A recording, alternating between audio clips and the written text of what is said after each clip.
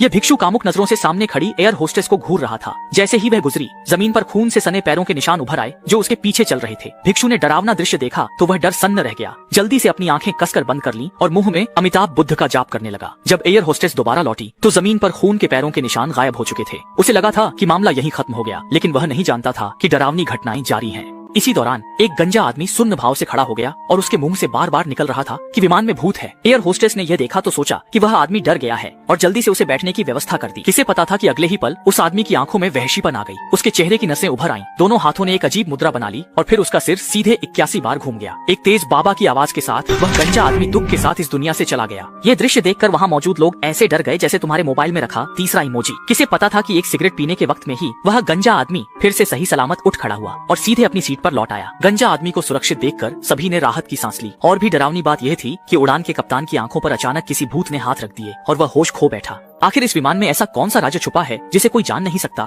असल में यह विमान कई साल पहले एक हादसे का शिकार हो चुका है और इस पर कई बार दुर्घटनाएं हो चुकी हैं। कुछ ही वर्षों में सैकड़ों लोग अपनी जान गंवा चुके हैं, लेकिन लालची एयरलाइन कंपनी ने पैसे कमाने के लिए जंग लगे विमान को फिर से रंगरोगन कर दिया, ये जाने बिना कि यह 407 फ्लाइट अब एक भूतिया विमान बन चुकी है। इसके तुरंत बाद एयरपोर्ट में मौजूद सभी लोगों में अजीबोगरीब बदलाव आने लगे। कई यात्रियों के पूरे शरीर में झटके आने लगे, वे धीरे धीरे बेहोश होने लगे और मरे हुए लोगों की आत्माएं भी केबिन में दिखाई देने लगी।